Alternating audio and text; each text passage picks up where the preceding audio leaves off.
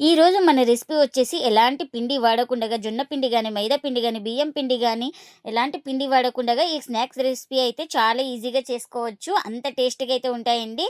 ఈ snack recipe గానీ, పిల్లలు గానీ, పెద్దలు గానీ అంత ఇష్టంగా తింటారు. అంత టేస్టీగా అయితే ఉంటాయి. ఇంకెందుకు ఫ్రెండ్స్ ఆలస్యం, ఎలా చేయాలో ఏంటో అనేది వీడియోలోకైతే వెళ్ళిపోయి చూద్దామా మరి? ఇంకా ఇక్కడ ముందుగా స్టవ్ అయితే ఆన్ చేసుకొని ఒక బౌల్ పెట్టుకొని అందులోకి ఒక గ్లాస్ వాటర్ అయితే వేసుకున్నాను. ఈ వాటర్ మనకు వచ్చేసి బాయిల్ అవ్వాలి బాగా. ఇంక చూడండి మనకు నీళ్ళైతే బాగా మరుగుతున్నాయి కదా. ఇంక ఇప్పుడైతే స్టవ్ అయితే ఆఫ్ చేసుకుందాం. ఇంకా ముందుగా ఒక కప్పు బొంబాయి రవ్వ అయితే తీసుకున్నాను. ఈ బొంబాయి రవ్వను ఒక జార్ అయితే తీసుకొని ఇంకా అందులోకి అయితే వేసుకుంటున్నా. ఇంక ఇప్పుడు మూత పెట్టేసుకొని దీన్ని గ్రైండ్ చేసుకుందాం. ఇంకా గ్రైండ్ చేసుకున్న పౌడర్ని ఒక బౌల్ తీసుకొని ఇంకా అందులోకి అయితే వేసుకుంటున్నాను. ఒక 2 పల్స్ ఇస్తే చాలండి. ఇంకా మనకు ఈ విధంగా అయితే ఉండాలి. ఇక్కడ చూపిస్తున్నాను కదా. ఇంకా ఇప్పుడు ఒక 1/2 టీ స్పూన్ దాకా చిల్లీ ఫ్లేక్స్, అలాగే ఒక 1/2 టీ స్పూన్ దాకా జీలకర్ర, ఒక 1/4 టీ స్పూన్ దాకా పసుపు, ఇంకొక 1/2 టీ స్పూన్ దాకా కారం, టేస్ట్కి తగినంత సాల్ట్, ఒక 2 స్పూన్ల దాకా నువ్వులు కూడా యాడ్ చేసుకోవాలి.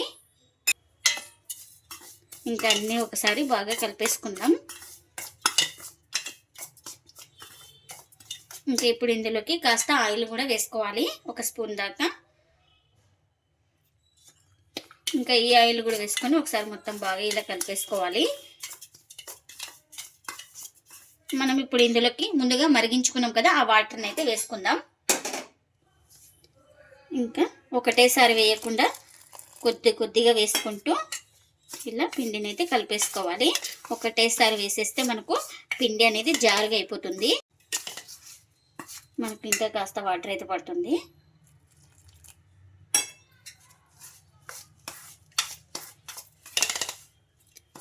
ఇలా బాగా వాటర్ వేసుకుంటూ స్పూన్తోనే కలిపేసుకోవాలి. ఎందుకంటే బాగా వేడిగా ఉంటాయి కదా నీళ్ళు, చేయి పెట్టడానికి రాదు కాబట్టి ఇంకా స్పూన్తోనే కలిపేసుకోవాలి.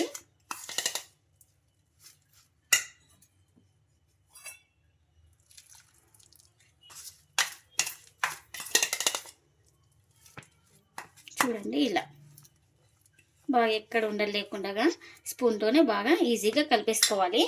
నాకు ఇక్కడ మొత్తం వాటర్ అయితే 1 కప్పు దాకా అయితే పట్టినాయండి.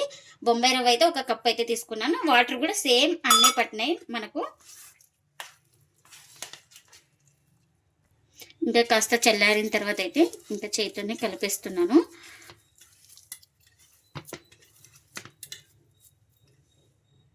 ఇలా మొత్తం బాగా కలిపేసుకున్న తర్వాత ఒక ప్లేట్ అయితే పెట్టేసుకొని ఇంకా 10 నిమిషాలు అయితే పక్కన పెట్టేసుకుంటే మనకు రవ్వ అనేది బాగా నానిపోతుంది. ఇంకా ఇప్పుడు ఒక 10 నిమిషాల తర్వాత అయితే చూపిస్తున్నాను చూడండి. ఇంకా మనకు పిండి కూడా బాగా నానింది. రవ్వ కూడా మనకు ఇలా రవ్వ అనేది బాగా నానాలి. ఇలా పిండి అయితే సాఫ్ట్గా ఉండాలి మనకు. ఇంకా ఇప్పుడు చేతితోటి ఒకసారి బాగా కలిపేసుకుందాం. ఇలా కలిపేసుకున్న తర్వాత ఇంకా ఇక్కడ బండపైన అయితే పెట్టేసుకొని ఇంకా కాస్త చేతికి ఆయిల్ అయితే అప్లై చేసుకొని ఇలా ఒకసారి బాగా స్మాష్ చేసుకుందాం.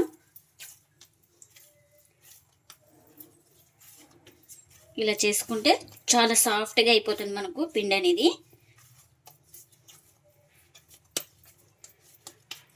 ఇలా ఇప్పుడు రౌండ్గా వేసుకుందాం. ఇంకా కాస్త ఆయిల్ అయితే అప్లై చేసుకుంటున్నాను.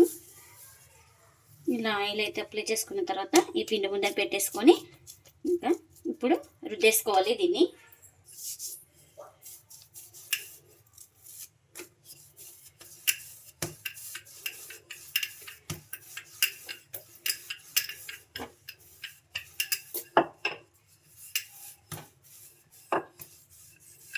మీరు కావాలంటే డివైడ్ కూడా చేసుకొని చిన్న బౌల్స్ కూడా చేసుకొని ఇలా రుద్దుకోవచ్చు. నేను ఒక్కటే పిండి ముద్దనైతే ఇలా రుద్దుతున్నాను, ఈజీగా అయిపోతుంది అనేసి. ఇంకా చూడండి ఇలా రుద్దేసుకున్నాను. ఎక్కువ థిక్నెస్ లేకుండా ఎక్కువ పల్చగా లేకుండా మీడియం సైజ్ అయితే రుద్దుకోవాలి ఇలా.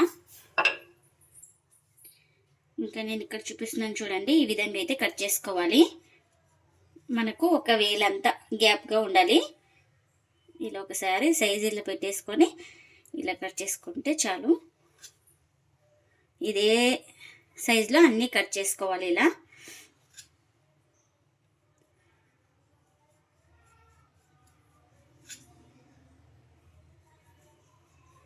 ఇలా మొత్తం కట్ చేసుకోవాలి.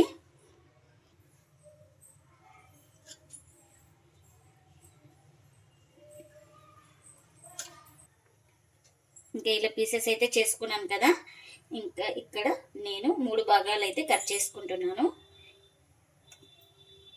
ఇలా ఈక్వల్గా కట్ చేసుకోవాలి.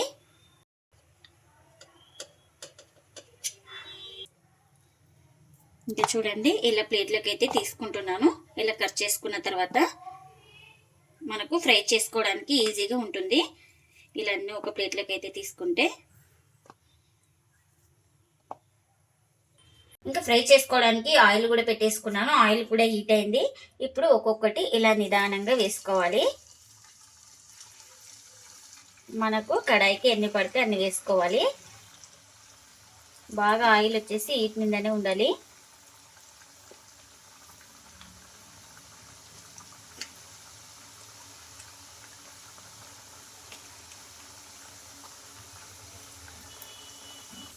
ఇంకా ఒక సైడ్ కాలిన తర్వాత అయితే ఇంకొక వైపుకి అయితే తిప్పేసుకోవాలి. ఇంకొక సైడ్ ఇలా కాలిన తర్వాత ఇలా మరో వైపుకి అయితే ఇలా తిప్పేసుకోవాలి. ఇంకా వీటిని కూడా అటు ఇటు తిప్పుకుంటూ క్రిస్పీగా వచ్చే వరకు అయితే ఫ్రై చేసుకోవాలి మనం వీటిని. అప్పుడే చాలా టేస్టీగా అయితే ఉంటుంది. చూడండి ఇంకా అటు ఇటు తిప్పుకుంటూ మంచిగా క్రిస్పీగా అయ్యే వరకు అయితే ఫ్రై చేసుకున్నాను. ఇంకా మనకు ఇవైతే రెడీ అయిపోయినాయి. ఒక ప్లేట్లోకి అయితే తీసుకుందాం వీటిని.